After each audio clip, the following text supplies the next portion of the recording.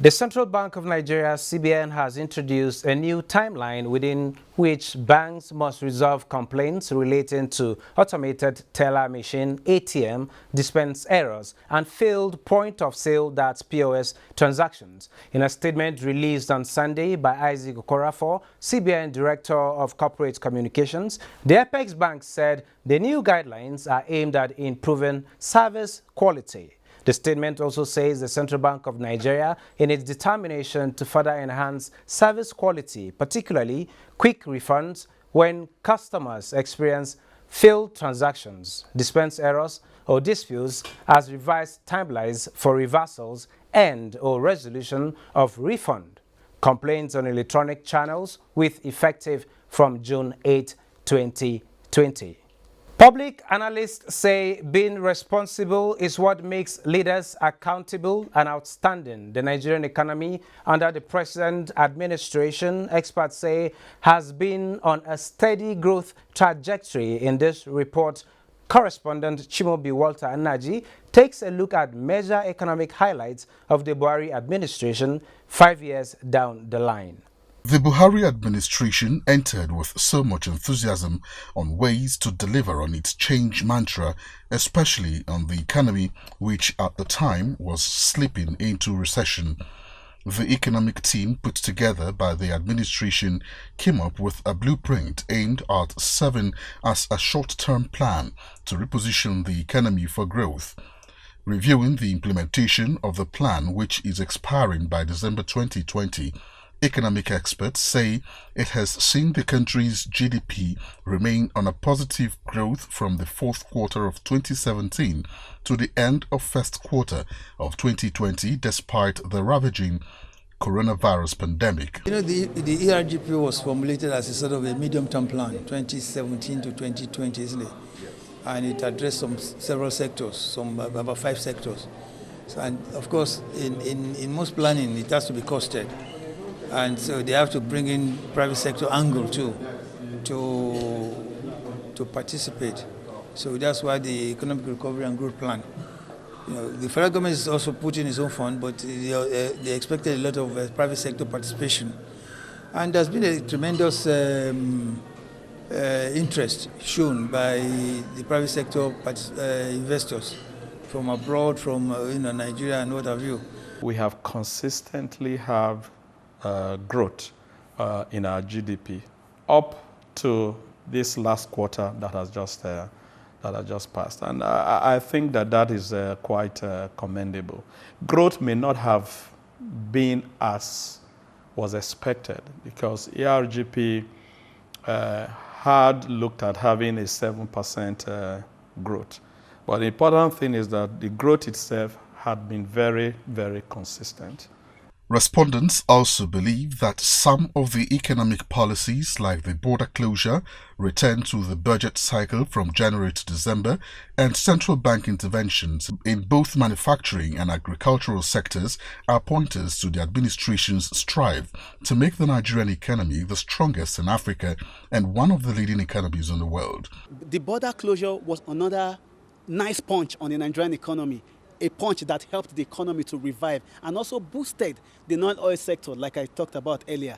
The closure of the border, as at that point, was important to halt the influx of goods that were banned. Another area that the government has actually really done well in the last 1 year is with monetary policy management. If you look at exchange rates that was pegged at 305 to a dollar last year, was maintained.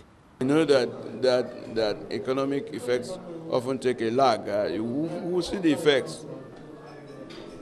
Give it the lag time and the effects will begin to show up. But this time we still need to work hard. We still need to really dig our legs in the sand and try to put up our acts properly. We need, part of what we need to really do within the ARGP is to be innovative and creative. With the assurance given by the presidential economic team to revamp the nation's economy, it is expected that by the end of the second tenure of the Buhari administration, Nigerians will heave a sigh of relief. From the position of a sole determinant of the size of the national purse, the once opaque oil and gas sector has become more transparent, driven by federal government's unprecedented intervention to link it to the larger economy. Lydia Sampson x-rays strategies employed in the last 5 years to reposition the sector in line with government's diversification process. Key is a word which has become synonymous with the global oil and gas industry. From the very beginning of the Buhari-led administration, this sole driver of the Nigerian economy has moved in an undulating trend from very low prices and revenues to a ray of hope occasioned by near stability, resulting to a 2020 budget predicated on a $57 per barrel and suddenly to a zero level never experienced in history. The expected excess supply volumes on the market, particularly in the second quarter, are beyond anything we have seen before. Soon will prevail, and all the projects that we have planned will progress as we all want them to.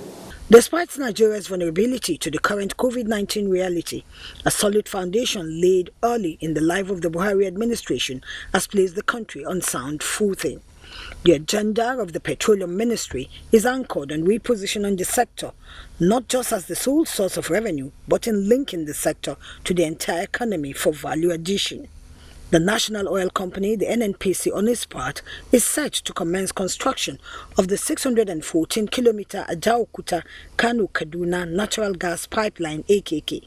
It will traverse Kogi, Niger, FCT, Kaduna and Kano and feed power plants and industries along its corridors. Also, the NNPC has paid 15% counterpart funding for the $2.9 billion project, while the Federal Executive Council has approved the issuance of a sovereign guarantee to cover the rest of the funding coming from the China Export and Credit Insurance Corporation.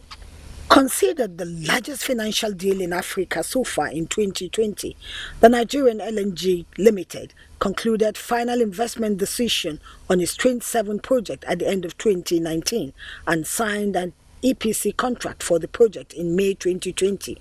A financing arrangement worth $3 billion was also concluded.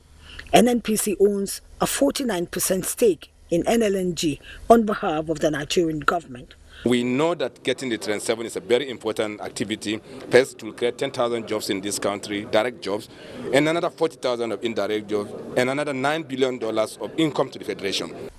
As at the fourth quarter of 2018, about 2 billion of the 5.5 billion arrears had been cleared.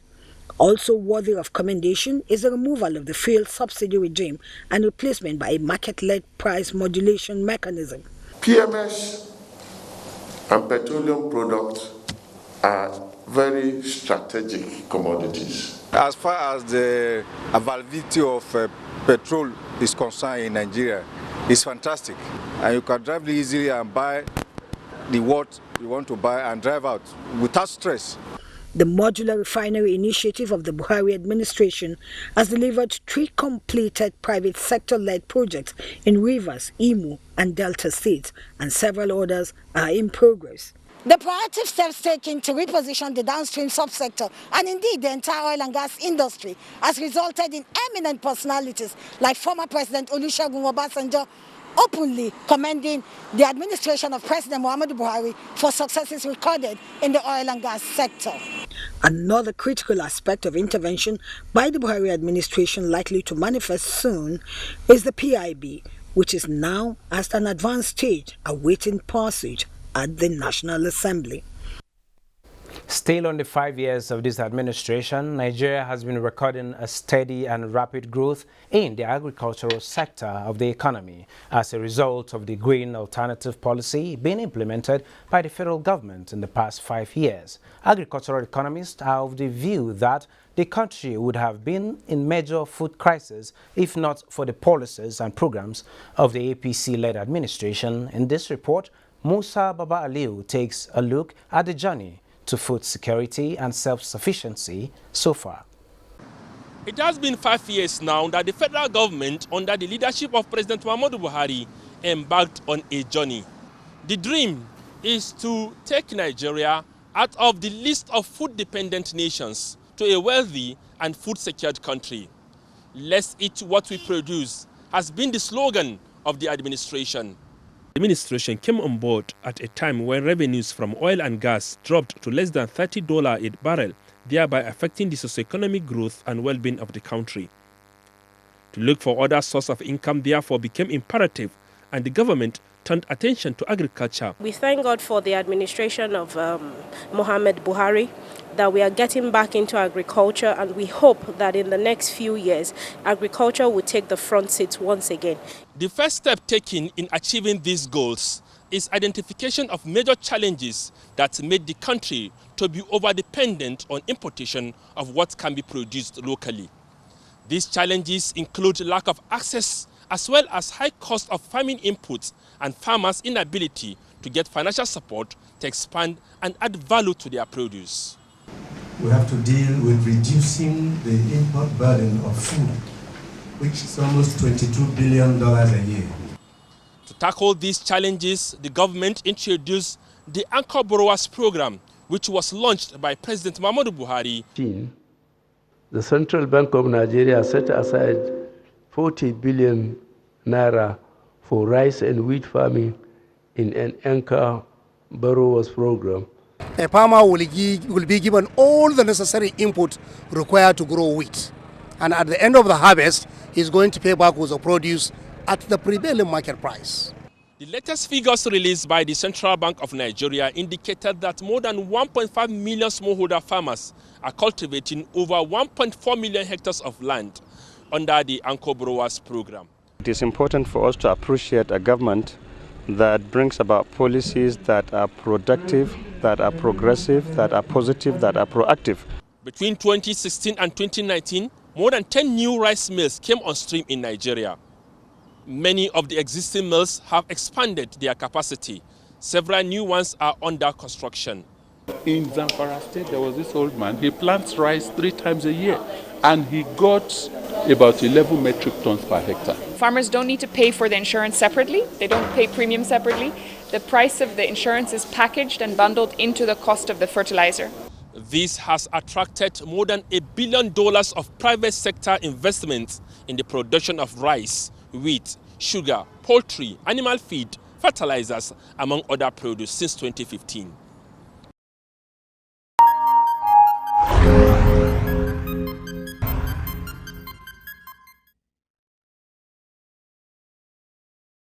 Let me assure Nigerians that all COVID-19 intervention funds are safe in the Treasury single account, and that government is still open to donations in this regard. Government has opened special accounts with 5 commercial banks which are directly linked to the Treasury single account. Donated funds are safe in the Central Bank of Nigeria.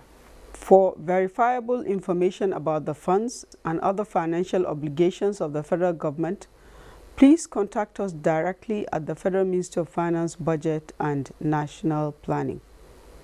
The account details for the donations are as follows.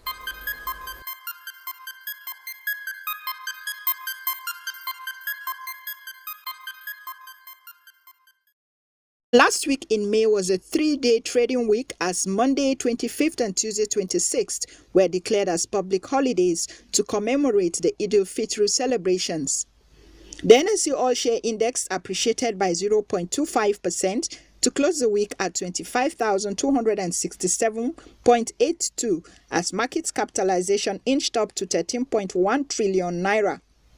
All other indices finished higher with the exception of the NSE Merry Value and NSE Oil and Gas indices, which depreciated by 2.99% and 0.34%, while the NSE SM index closed flat. A total turnover of 1.2 billion shares worth 13.5 billion naira in 20,554 deals were traded in the week by investors.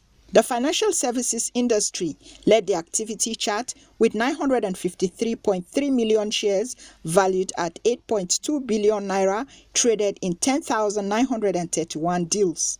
The industrial goods industry followed with 64.2 million shares worth 1.7 billion naira, while the third place was occupied by the consumer goods industry.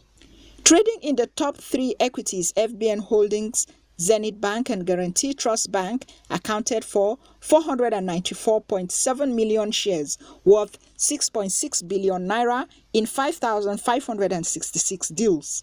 A total of 150,008 units of exchange-traded products, ETPs, valued at 359.8 million naira were traded in the week in 14 deals, as well as 5,225 units of federal government bonds valued at 5.9 million naira. 34 equities appreciated in price in the week. 21 equities depreciated in price, while 108 equities remained unchanged.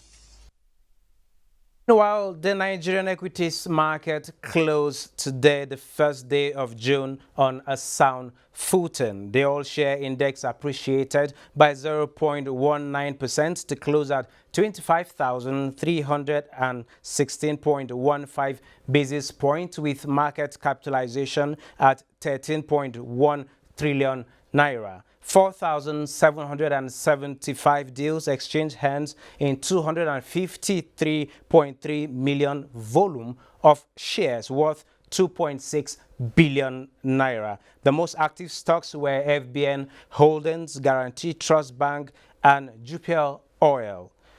Dangote Sugar, Nigerian Breweries and Guarantee Bank topped the gainers, and the decliners are Stanbic, Flour Mill and Fitson. On the scene, stocks pushed higher and the dollar weakened on Monday after Donald Trump's latest escalation of his dispute with China fell short of traders' worst fears. For details of selected markets across the globe, let's join Bosede Ebo. Investors around the world have focused on the widespread civil unrest unfolding in the United States, where hundreds of people were arrested over the weekend as protesters and police clash in cities across America after the killing of George Floyd sparked more than 100 protests, rallies, and vigils. U.S. stock futures pointed to a slight fall to begin the first trading day in June on Wall Street after consecutive monthly gains. Dow Jones Industrial Average futures lost 0.07%, S&P 500 topped 0.48%, and Nasdaq futures lost 1.29%. European stocks advanced as lockdown measures eased across the continent. FTSE rose by 1.01%, CAC 40 1.12%, while DAX dropped 1.65%. Stocks in Asia were higher as data releases showed China's factory activity expanding in May. Hang Seng Index led gains among the region's major indices, surging 3.36% on the day to close at 23,732.52, Shanghai Composite 2.21%, and Nikkei 0.84%. Africa stocks began the month of June on a sound footing, with Nairobi's All Share, Tunisia's Tunidex, and South Africa's JSE Africa Top 40 posting gains. With that, we come to the end of this edition of Business Express. We value your feedback, so keep the comments, observations, and suggestions coming. Be informed that all previous episodes are available on YouTube on the NTA's channel. You can also communicate with us on Twitter, and the handle is NTA News Now. Don't forget to use the hashtag, it's BizX. Remember to intermittently wash your hands with soap under running water as the world battles COVID-19. Be safe out there. Business Express returns on Wednesday. I am Benny Adams saying stay safe.